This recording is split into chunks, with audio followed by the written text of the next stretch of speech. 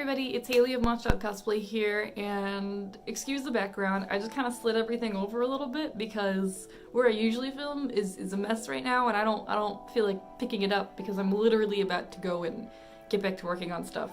But today's Monday, it's Monday morning, so all this week I have been working on my Zorah Magdaros armor, and I have made significant progress. I am so blown away by how much I was able to get done this week. If you hear talking, Justin's in the other room playing League of Legends with some friends, so that's kind of what's happening. But I went ahead and I plasti dipped these, there's a leg piece, and I gave them a nice blast with some Rust-Oleum stone finish spray paint, which has the super duper cool texture. I decided to go ahead and use this because the Zorah Magdaros is essentially like our lava mountain monster. He's a rocky boy, and I wanted to really get that sort of feel. I also really wanted to play around with texture in this build. There's a lot happening. Like, everything has texture.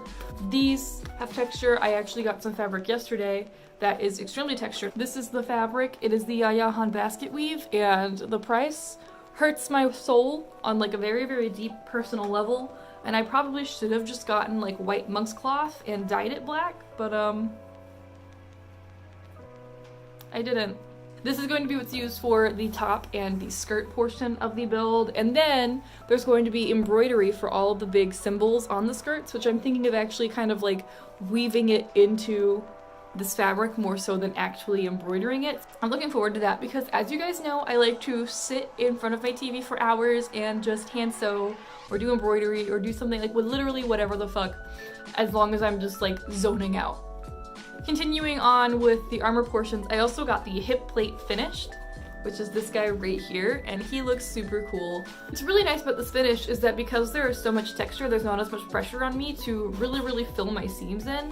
There's no quick seal on this. This is just me gluing my foam together and then like sanding the heck out of it.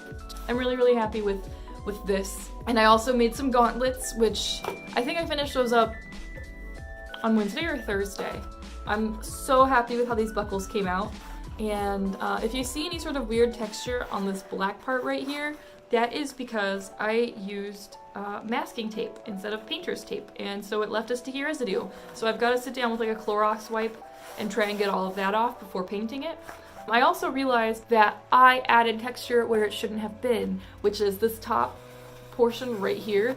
In the art, it's a smooth metal, and your girl is a dumbass and got too excited about this stone textured spray paint and just sprayed this without masking that part off. And it's the same thing that I've done with this piece and the little knee pieces. I have to sit down and sand all of this texture off and then paint it by hand.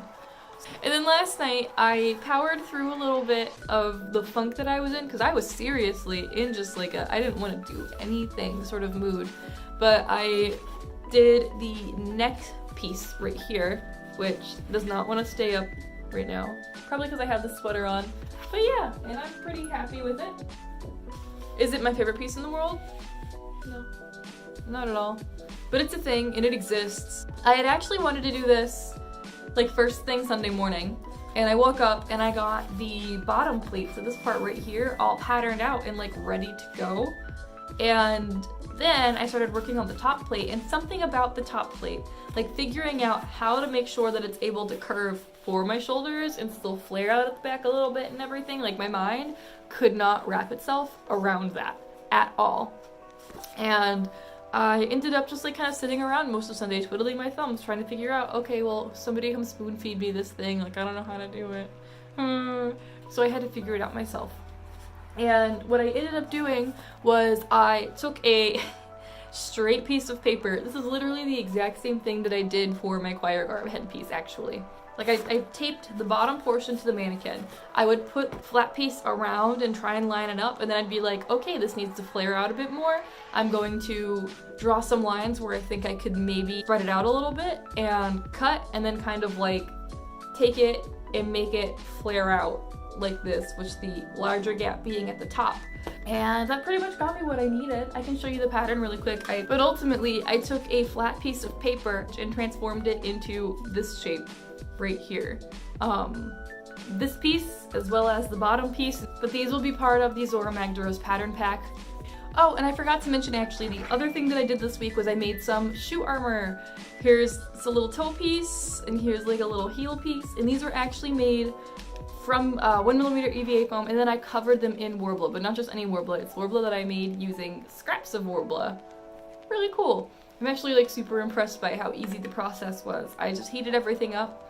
I went out and I got a clay roller and I rolled it really flat, and it would take a couple of passes.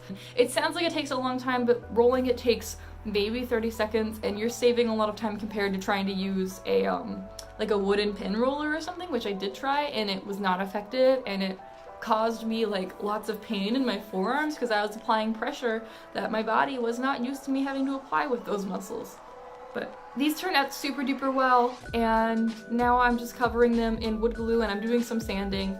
Because this was scraps, there are pieces where there's just like texture and things going on. So like right here, there is some texture to that, and I think that once I apply the paint, nobody will be able to tell the difference, but it does bother me, so I'm just gonna do a few more layers before moving on. I think that really wraps it up for this week. Next week, I'm hoping to have all of the armor for the Zora Magdaros finished, except for the tabard. The scale tabard is going to probably take a week or two on its own, so I'm going to save that for later. And actually, I'm working with some 3D modelers to help me get some files made for 3D print, so I can have the chainmail printed linked. Does that make sense at all? It'll be really cool. I hope it works out, but we'll see. It'd be so cool. So cool. Anyway, thank you guys for coming and hanging out with me. Thanks for letting me rant about my creative process with you guys. I always really appreciate it. I love sharing ideas with creators and artists, and it's just a really great way to improve ourselves. So, yeah. I will see you guys next week, and if I don't see you next week, maybe I will see you at a convention. And also, it seems like Kineticon is going to be our next convention, but I'm not 100% sure. I know we'll be going to that one, I just don't know if we're going to end up going to any other ones before Kineticon. You know what I mean? Oh my gosh. It is like 8 p.m. and I realized right as I was uploading this video, I forgot to do shout outs. So I gotta do them really quick. Thank you so much to Chloe, Nicole, and Things Shall Get Loud Now for your support on Patreon. I appreciate it so much. And thank you to all my other Patreons. You guys are the greatest in the world.